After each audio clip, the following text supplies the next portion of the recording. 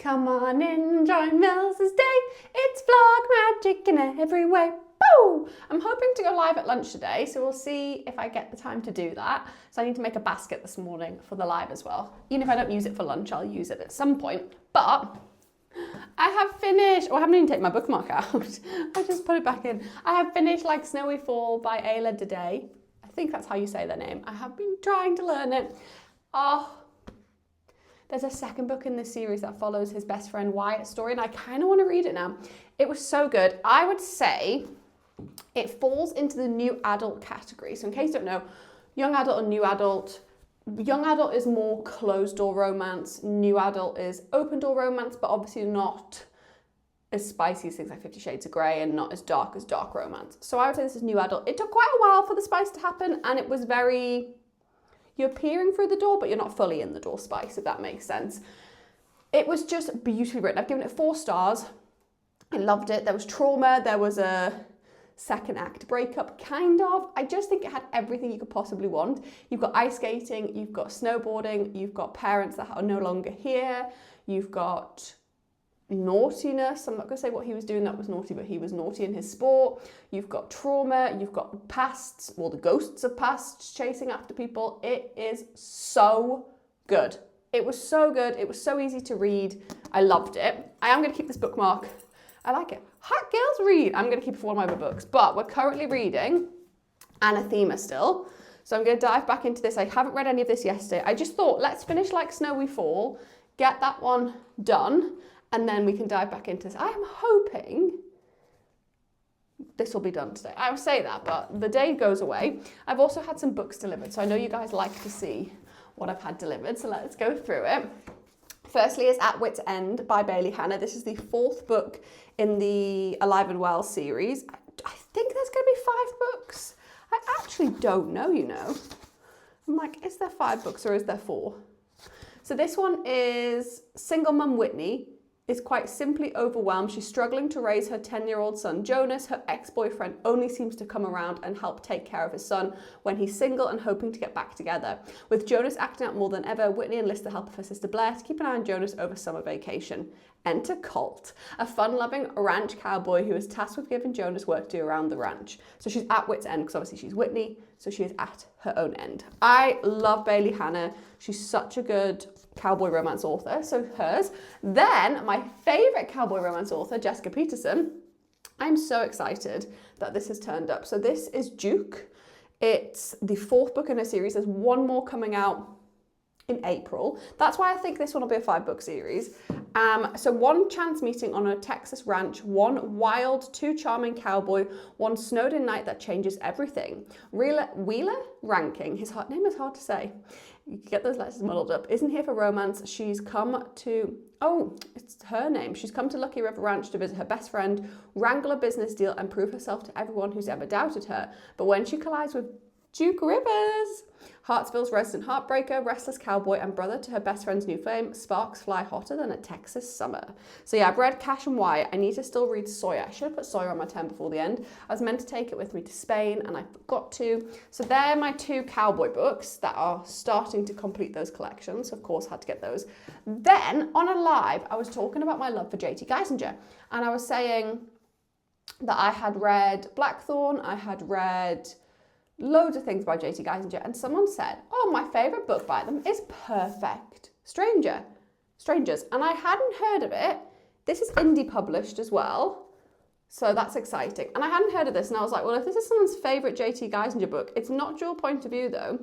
I was like, well, I'm going to have to give it a go. So it says, author Olivia hasn't been able to write a word since tragedy struck her 2 years ago and ripped her world apart. Heartbroken and still hunted by the past, she's accepted an offer to spend the summer at a friend's apartment in Paris in search of healing and her lost muse. What she finds instead is James, an enigmatic stranger who ignites in her an unexpected and all-consuming passion. Agreeing to tell each other nothing more than their first names, Olivia and James embark on an affair. But the more time they spend together, the more Olivia begins to realise her summer fling is turning into a powerful connection, and that the magnetic man she's falling in love with might not be what he seems at all. So yeah, a new J.T. Geisinger, I'm definitely taking that with me post-Christmas read, 100%. So they're the 3 books I've had delivered.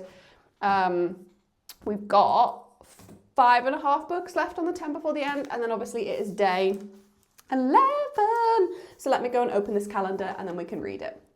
Oh, I really like this book. So Eva's gone to Jimmy's work, dressed a little bit over the top, and then she's left her shop open that her parents own. So Augustin, Eva's brother, is in the shop trying to fix how the door's unlocked, and she turns up and they go bowling, but they get stuck in the snow and they've ended up in a chalet where they're going to have to spend the night because of how bad the snow is. So you've got Austin and April and Jimmy and Eva, and Austin has texted April saying, can we talk in the living room? Because obviously they're trying to keep it a secret from Eva that they've had a kiss. I really like this book. I know people think it's very YA, but it's cute. It's just got a little bit of Christmas magic. Maybe I'm just more in the Christmas magic than when I read Good Spirits, because Good Spirits took the Christmas magic out of me, let's be honest. That book was not my jam. But I'm really enjoying this. That's the thing with books. Not everyone's going to like the same books. And it's so funny when you're someone who enjoys something that everyone else hates, or vice versa. Because I feel like everyone loved Good Spirits and I was just so anti-Good Spirits. So yeah, really excited to keep going with this. Day 11 completed.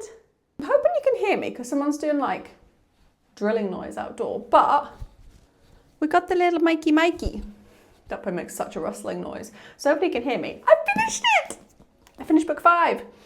I'm really glad I didn't DNF this or pause it. I know obviously I read like Snowy Fall in the middle of reading it. I think I needed something to break it up, and also I didn't want to carry the chunkiest book. 600 pages, and look at the size of that writing. 600 pages. It felt more like 1,000.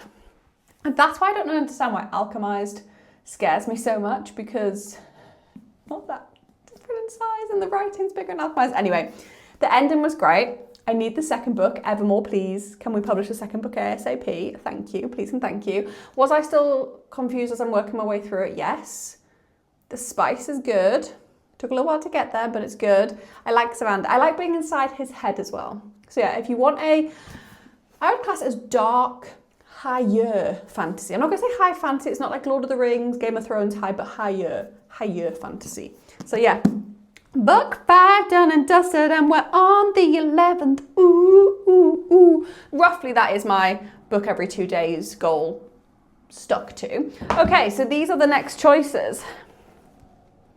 We know Fairy Tale's out. I don't even know why I bother bringing it in. Fairy Tale, we'll save you to the end. That is 730 pages, but again, the tiniest writing ever, but at least it's floppy. So we're leaving you because you might kill me. You generally could lead to my demise. We've got Kiss Thief.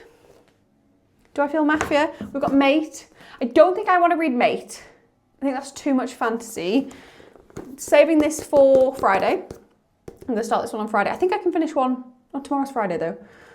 Saturday. Brain, saving this for Saturday. I think I can finish one. So I think it's going to be A Curse of Shadows and Ice, which is going to be book 6 that I read. Yeah, book 6. I was like, how is it book 6 if there's 5 left? Gosh, my maths is getting worse. So yeah, it's going to be book 6. This one says, Princess Arabella of Althea is left no choice when Felix, the Shadow Emperor, threatens to overthrow her country unless she agrees to marry him, a princess with forbidden magic. When Arabella learns that Felix and his empire are cursed, plagued by ice and a monstrous darkness, she's destined to set them free. They come to an agreement, help him minimize the curse's effect on his people and he'll let her go. A marriage that could save them all. The writing in this is fairly decent, chunkiness. It's dual point of view, love a little bit dual point of view, and it's just over 300 pages. And I love Katharina Mora as an author. So, and it's got yearning. I'll never know a yearning so all-encompassing until you. Ah! I love it. So yeah, I think this could be my next one. It's also hardback, so I think we need to get the hardback out the way. We need to get out the way. We need to like give my arms a bit of a break before Fairy Tale. So you are next. You have been selected. And then I'll show you what I'm going to have for dinner tonight, but that's probably near enough the end of the vlog. So I will see you guys on the 12th of December. And I'm going to start my videos on TikTok. If you do watch, I'm going to do my 12 book boyfriends for the year. Will I have a hard time deciding this? Yes, I will. But we're going to do the 12 book boyfriends of 2025. So you're going to get one a day.